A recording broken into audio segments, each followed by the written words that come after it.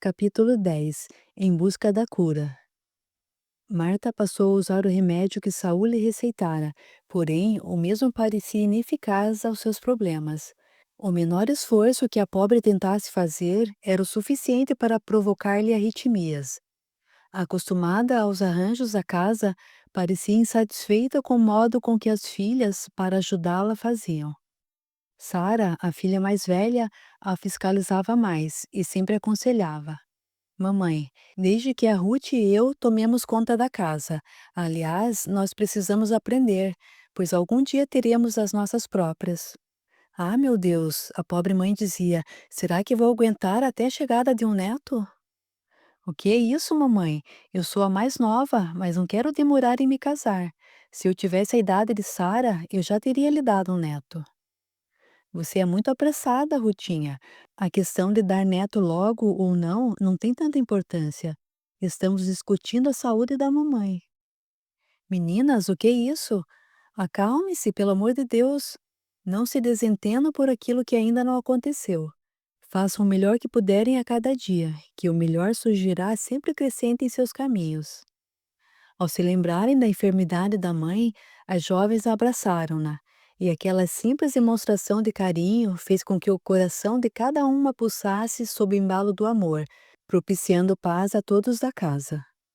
Ao findar os dias seguintes, ao retornar, Eliese cientificava-se do real estado da esposa.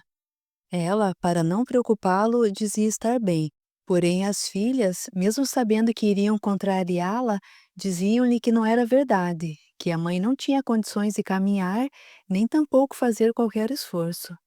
Isso é mal, pensou o dono da casa. Com certeza, o remédio que trouxemos não está surtindo o efeito esperado. Temos de tomar uma outra providência. Em que o senhor está pensando, papai? Em buscar a ajuda de Deus. Junto aos sacerdotes, meu esposo? Não, querida, junto aos seguidores de Jesus de Nazaré. Aqui mesmo em Hebrom existe um missionário que, abaixo de Deus, está fazendo curas como as que Jesus fazia. Mas não é perigoso, papai? Perguntou Rutinha. Sim, é, porém para restaurar a saúde da mamãe, eu desceria até ao Hades. O que é isso, papai? Credo! Exclamou Ruth, a filha mais nova. Eu entendo a sua preocupação, meu pai, mas a gente nunca seguiu os cristãos, nem ao menos sabemos onde se reúnem, ponderou Sara. Mas o Samuel, nosso empregado, sabe, pois às vezes ele vai acompanhando sua mãe. Ah, bom, se esse empregado nos acompanhar, ficará mais fácil, concordou Marta. Nem Eliezer nem a filha mais nova notaram, mas Marta percebeu um brilho repentino nos olhos de Sara. Esperou que o esposo fosse tomar seu banho e solicitou a Ruth que fosse preparar a mesa para o jantar. Enquanto isso, concentrou seus olhos nos de Sara e perguntou-lhe: Diga-me, filhinha, por que seus olhos brilharam tanto quando seu pai se referiu ao Samuel? Mas a que brilho a senhora está se referindo, mamãe? Ora, filhinha, nós somos amigas e a conheço muito bem. Mamãe, eu vi o Samuel apenas uma vez. Mas certamente foi o suficiente para que os doces raios do amor aflorassem seus olhos, filhinha. Não sei o que lhe dizer, mamãe. Na manhã seguinte, quando houve uma folga na colocação de ferraduras em animais, Eliezer solicitou que Samuel o acompanhasse, pois tinha urgência em falar-lhe. O pobre jovem ficou encabulado e, temendo ser demitido, acompanhou o patrão, que demonstrava no semblante uma certa preocupação. E só sossegou quando Eliezer lhe perguntou se conhecia alguma casa cristã onde fosse realizada alguma atividade. Sim, senhor Eliezer. Existem dois pregadores que, semanalmente, revezam sob as orientações do alto. Uma noite sob a direção de Josias e a outra sobre a de Isacar.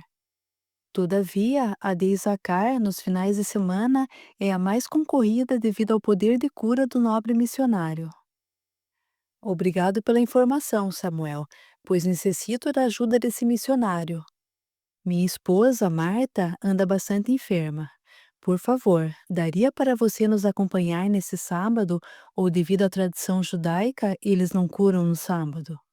Existe sim reunião aos sábados e também as orações de cura. Sobre a tradição dos hebreus, Isacar sempre nos adverte de que o que não deve ser feito no sábado é qualquer tipo de mal. Junto à mãezinha, à noite, Samuel contou-lhe que a esposa do patrão andava enferma havia alguns meses e que Eliezer solicitara-lhe a presença a fim de acompanhá-los, pois queriam assistir à pregação de Isacar e participar também da oração de cura. Que bom, meu filho, vá com eles, sim. Jesus asseverou por diversas vezes que devemos fazer aos outros aquilo que queremos que nos façam. A senhora disse-me vá, então não quer ir conosco? Não é isso, meu filho. Seu patrão e a família dele não me conhecem. Caso eu fosse, sentir-me-ia uma intrusa. Como queira, mamãe, mas gostaria tanto que a senhora conhecesse a família do Eliezer, principalmente Sara, a filha mais velha. Filho, eu notei em seus olhos uma tênue réstia de luz. Estou enganada ou você sente algo por essa moça? Ah, mamãe, sinceramente, se a Sara me quisesse, eu me sentiria o homem mais feliz do mundo. Tão feliz que até esqueceria as maldades que o Jeremias nos fez. Pois então, filho, vou orar ao Criador e rogar para que esse amor seja correspondido. Que haja tanto amor entre vocês e que esquecidos sejam todos os dissabores que já enfrentamos pelo caminho, devido àquele infeliz. No final da semana, logo pela manhã, Eliezer, assim que entrou em serviço, passou ao lado do empregado e o convidou. Samuel, por favor, acompanhe-me, pois precisamos conversar. Desta vez, o rapaz acompanhou com tranquilidade o patrão, pois sabia mais ou menos qual o tipo de conversa que teria com Eliezer. Entrou e aguardou que eu mesmo lhe pedisse para sentar-se, e em seguida prontificou-se. Estou às ordens, senhor Eliezer. Então, meu rapaz, você está disposto a acompanhar-nos até a reunião dirigida por Isacar amanhã à noite? Com todo prazer, senhor Eliezer. A que horas devemos sair? É muito longe o local da pregação? No momento que começar a escurecer, pois é necessário pegarmos trilhas diferentes dos demais. É uma estratégia usada para que ninguém desconfie que estamos indo às reuniões cristãs. E sua mãezinha irá conosco? Teremos imenso prazer em conhecê-la. Irá sim, senhor. Ela também está desejosa de conhecer toda a sua família. Nós também queremos conhecê-la, Samuel. Nós os aguardamos hoje, em casa. Capítulo 11. A pregação. Samuel voltou rapidamente à estalagem e chegou lá quase ofegante. O primeiro a estranhar a pressa de Samuel foi o senhor Jairo, que lhe perguntou: O que está acontecendo, meu rapaz? Está correndo de algum leão faminto? Desculpe-me se eu assustei, senhor Jairo. É que estou com uma fome de leão. Isso é bom, Sam. É sinal de que o trabalho na oficina foi intenso. E foi mesmo. Os animais deveriam ter um pouco mais de cuidado com seus calçados. E os dois puseram-se a rir, como se fossem amigos de longos anos. O rapaz pediu licença ao estalajadeiro e procurou pela mãe, encontrando-a na cozinha, onde ajudava a preparar alguns tipos de ervas para o jantar da noite, pois a estalagem estava praticamente lotada. Assim que Samuel a viu, deu-lhe sinal e dirigiu-se para seu quarto. Esther foi logo em seguida. Assim que a mãe entrou, ele fechou a porta e disse-lhe: Mamãe, eu sei que, quando essa laje recebe muitos hóspedes, demora-se muito para servir o jantar, mas o senhor Eliezer e sua família gostariam de recebê-lo em sua casa hoje. O que podemos fazer? Filho, apronte-se o mais rápido que puder e em seguida jante. Assim que jantar, venha me substituir, pois assim terei tempo de me aprontar. E mesmo que eu não jante, uma noite sem comer não mata ninguém. Será que vai dar tempo, mamãe? Se adiantarmos o serviço, a patroa nos deixará sair, pois diremos que é para visitar a esposa de seu patrão, que se encontra acamada. Tenho certeza de que ela concordará. Meia hora mais tarde, raleou o movimento e praticamente já não havia mais ninguém para ser atendido na sala de refeições. Esther procurou a patroa e expôs-lhe a necessidade de sair em seguida, pois cumpriu o dever de visitar a esposa do patrão de Samuel. Dinar, complacente, anuiu de bom grado, e assim mãe e filho foram ao encontro da família de Eliezer, bem no momento e sem se atrasarem ao compromisso. A visita transcorreu num clima de grande harmonia, tanto que a presença de Esther deu um novo ânimo a Marta, que se encheu de novas esperanças. Ficou, então, combinado que no dia seguinte, à noite, todos se encaminhariam ao encontro dos missionários de Jesus. No dia seguinte, para não levantar suspeita, nem mesmo o diz-que-me-disse dos vizinhos, o casal e Esther saíram por um lado e os jovens em sentido contrário. Alguns minutos depois, para tão somente se ajuntarem fora do casario da querida Hebron. Longe dos olhos dos pais, Sara viu o perfeito ensejo de perguntar a Samuel: Sam, você não deixou nenhum compromisso firmado com alguém? Isto é, não tem alguém a suspirar por você no lugar de onde vieram? Não, Sara. Depois do falecimento do papai e da perda de 2 irmãos no incêndio, minha vida foi transformada num grande corre-corre.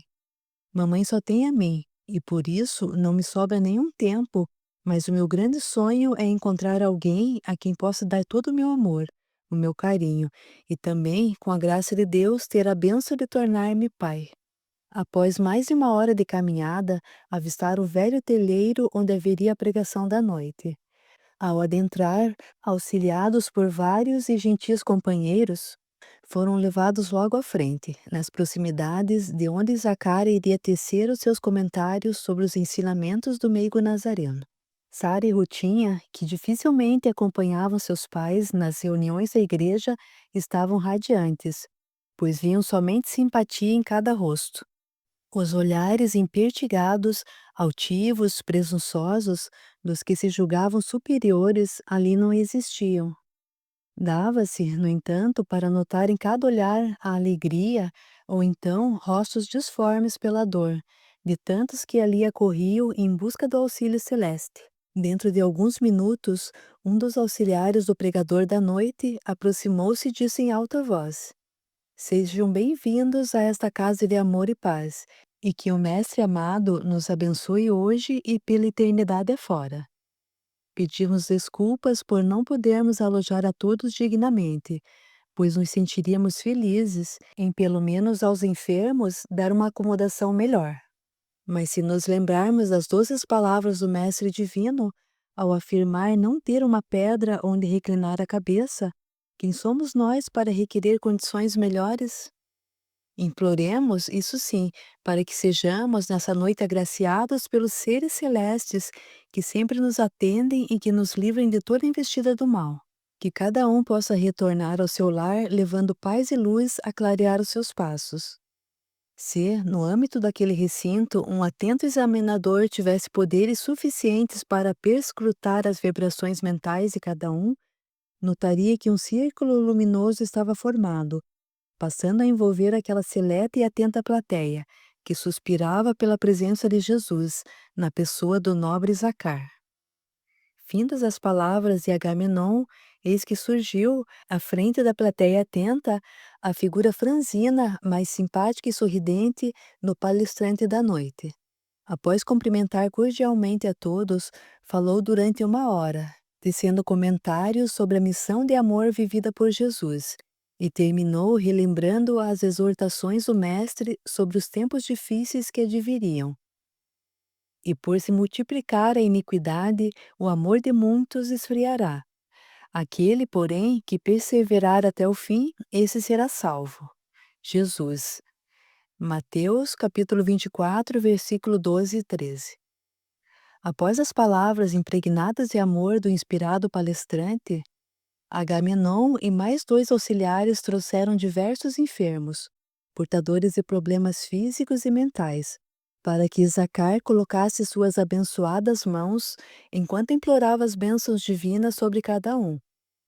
Após atender dezenas de criaturas endemoniadas, observação: endemoniado, A palavra obsedado, segundo a terminologia dada por Allan Kardec, é mais consoante com a sabedoria e a bondade de Deus. Esqueléticas ou paralisadas, chegou a vez de Marta, a esposa de Eliezer. O nobre Zacar colocou a mão direita sobre a fronte da enferma e assim falou: Mulher, a vida sem dores e sem prantos que tantas criaturas procuram não se encontra na terra. Enquanto o corpo adormece, a alma sonha. Mas para que o sonho se realize, ao amanhecer há de surgir o suor do esforço no trabalho digno. Não se entregue ao desânimo, nem se desgaste nos afazeres do lar. A criatura é sem pão, velhos morrendo à míngua, à espera de um óbolo ofertado com carinho em nome de Deus. O remédio que está à procura está em suas mãos.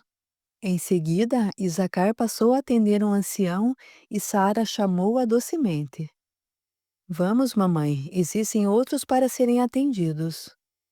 Marta deixou-se conduzir pela filha, mas parecia inebriada pela luz da esperança. Saiu renovada e feliz do salão onde a pregação foi feita.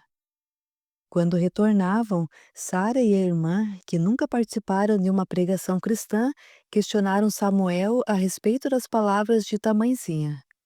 O rapaz, secundado pela mãe, procurou serenar-lhes as mentes ainda não afeitas à simbologia usada pelo pregador, a respeito da mãe, e as esclareceu, dizendo: Tranquilizem-se, meninas. A sugestão dada por Isacar foi a de que a mãezinha de vocês deixe o esforço dos afazeres domésticos e caminhe ao encontro dos mais necessitados, levando-lhes algo que amenize seus padecimentos. Então, esse é o remédio que está nas mãos de mamãe? Sim, Sarinha, confirmou o pai. E desde já, Marta tem a minha autorização em distribuir do que nos sobra aos pobres, mas desde que uma de vocês esteja com ela. Ao afirmarmos que o sofrimento conduz as criaturas ao caminho do bem, podemos também afirmar, sem sombra de dúvida, que o excelso Pai sempre providencia atalhos para que seus filhos busquem o caminho principal, o do amor. Capítulo 12. O casamento. O retorno para casa possibilitou, de maneira mais intensa, que os jovens conversassem calmamente. A filha mais velha de Eliezer estava realmente encantada pela maneira como Samuel a tratava. Não fossem os olhares atentos de Marta e a companhia da irmã, certamente Sarinha declararia seu amor ao filho de Esther. Fronteando a casa de Eliezer, mãe e filho, de maneira gentil, agradeceram pela amável companhia, e as despedidas foram feitas, com desejos de melhoras à saúde de Marta. Enquanto, na estalagem de Jairo, Esther e filhos se preparavam para se entregarem ao merecido sono, na casa de Eliezer, Marta chamou a filha e deu-lhe tremenda bronca. Sara, o que está acontecendo? Você está perdendo o juízo? Mas por que, mamãe? Pensa que não vi você dando confiança ao Samuel? Será que não tem por aí alguém melhor qualificado que o empregado de seu pai? Perdão, mamãe, nós só conversamos, não passou disso. É, mas da mesma maneira que um esfaimado olha para um prato de sopa, logo logo não vai ficar só nisso. Muito em breve, se seu pai não der um basta, ele estará lhe pedindo em casamento. Vergastada pela admoestação materna, sabiamente, com muito jeito e sem desrespeitar a genitora, Sara conseguiu pôr um fim naquele sermão inoportuno. Mamãe, estou com sede. A senhora aceita um copo d'água? E menina, você não toma jeito, hein? Um diálogo assim entre mãe e filha naquele tempo pode parecer forçado. No entanto, consideremos a mesma situação nos dias de hoje e certamente constataríamos que uma mãe atual seria mais exigente. Ordenaria a filha para conseguir um pretendente melhor qualificado e rico. O interesse pecuniário sempre prevalece sobre as escolhas. As qualidades espirituais podem garantir a paz. Algumas qualificações, segundo os moldes terrenos, ou mesmo a riqueza, não são suficientes para criar a convivência feliz ou a harmonia doméstica dentro de um lar. Deixando a mãe na sala, a pobre Sara, decepcionadíssima, foi à cozinha enxugando os olhos, o que foi visto por Eliezer, que, conduído pelas lágrimas da filha, perguntou-lhe: O que está acontecendo, Sarinha? Nada, papai, está tudo bem. Acho que foi um cisco no olho. Filhinha, olhe para seu pai. Não deu para disfarçar ou esconder o que estava acontecendo. A pobre jovem pôs-se a chorar. Eliezer a abraçou e repetiu a pergunta. Vamos, filhinha, fale. O que está acontecendo? E mesmo receosa, devido à enfermidade da mãe, Sara contou ao pai que fora repreendida, tão somente porque tinha uma grande simpatia por Samuel. Com seu rosto recostado nos ombros do pai, Sarinha continuou a chorar. Venha, minha filha, sente-se aqui e vamos conversar. Você tem simpatia ao Samuel ou algo mais que isso? Ah, papai, bem mais que simpatia, não consigo domar o meu coração. Quando chego perto dele, meu coração dispara dentro do peito como se fosse um potro bravo e indomável. Tranquilize-se, Sarinha. O seu pai entende o que é isso, pois poderia ter acontecido mesmo antes de me casar com sua mãe, pois eu era apaixonadíssimo por ela. Venha até a sala, vamos acertar isso. E depois de alguns minutos e uma conversa franca entre o casal, tudo ficou acertado. Sara estava livre para namorar Samuel, se assim ele o quisesse. Marta não teve como impor o seu ponto de vista, pois, quando Eliezer e ela se casaram, a família do esposo, que já era abastada, não fez nenhuma restrição, nem com o namoro, nem com o próprio casamento. Nada melhor que uma noite entremeando os dias a fim de apaziguar os amargores que afetam a mente, não afim com a lei de amor, ensinada e vivida por Jesus.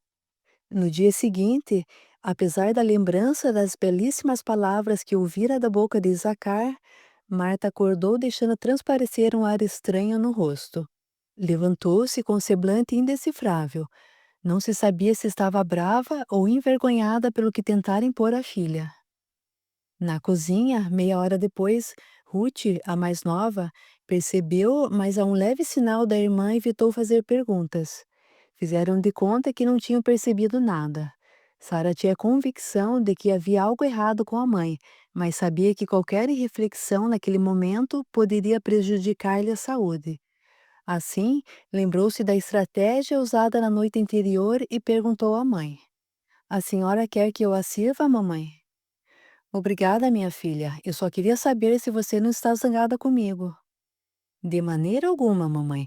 Por que eu deveria estar zangada com a senhora? Ainda bem, Sarinha. Você nem sabe como estou arrependida. Não dormi nada essa noite e quase acordei para lhe pedir perdão. Fique tranquila, minha mãe. Está tudo bem. Sei que certos exageros maternos, quando existem, são bem intencionados. Bem, se você perdoou a mamãe, faça-me um favor. O papai foi cedo para a loja e não tomou nenhum alimento. Leva esses lanches que preparei e também esse bule de chá para ele. Mais que depressa, Sarinha pegou o pequeno cesto das mãos da mãe e dirigiu-se feliz à loja, pois sabia que lá estava alguém que ficaria igualmente feliz ao vê-la. A presença da jovem foi motivo de alegria na loja do pai, e em particular a Samuel. Eliezer percebeu que a ansiedade que o empregado demonstrava antes da chegada da filha desaparecera. Assim, tomou das mãos da filha o desejum matinal e, enquanto retirava os lanches feitos com tanto carinho pela esposa, disse a ela: Por favor, Sarinha, dê uma parte para o Sam e a outra para o Jonas. Mas assim o senhor vai ficar sem nada, papai. Não tem problema algum, meu anjo. O efeito da doação é maravilhoso, rende muito mais do que supomos. Um ano e meio depois, muita coisa mudou para melhor as duas famílias. Os afligentes problemas de saúde de Marta desapareceram, pois se tornou assídua distribuidora de alimentos às famílias carentes de Hebrom. E apesar do esforço da caminhada, a fim de entregar gêneros alimentícios, remédios e agasalhos às crianças e idosos, sentia-se sempre disposta a ir às reuniões para ouvir as palavras de Isacar ou Josias.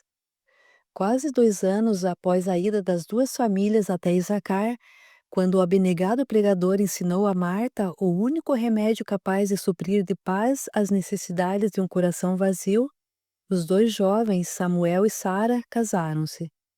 Foi numa manhã radiosa, cheia de sol, quando a delicada mão de Sarinha foi entregue a Samuel. empregado de confiança de Eliezer, a quem, a partir daquela data, consideraria como um filho do coração. Os festejos avançaram noite adentro, transcorrendo-se num clima de muita paz, cordialidade e alegria. À noite, foram agraciados até com a especial participação do luar, que iluminou a estrada onde Esther e o novo casal teriam de passar em busca do aprazível sítio onde iriam morar. Nada mais justo o oferecimento de Eliezer à futura família de Sara, pois que o genro e a mãe ainda viviam de favores na estalagem de Jairo, sem ter onde morar. No entanto, o estalajadeiro, ao mesmo tempo em que ajudava mãe e filho, beneficiava-se pelo zelo e pela atenção de Esther e do filho, que em casos de necessidade também ajudavam a atender os hóspedes. Naqueles tempos, Hebrom parecia estar pacificada, pois, depois que Jeremias cometeu o segundo desatino contra o que restou da família do finado Enoque ben Moses, até mesmo Manassé aquietou-se, temendo ser descoberto como mandante da surra aplicada ao colega espertalhão. Para Chanã ben Judá, um dos maiorais do templo, pouco importava se ainda existia em Hebrom algum agrupamento cristão.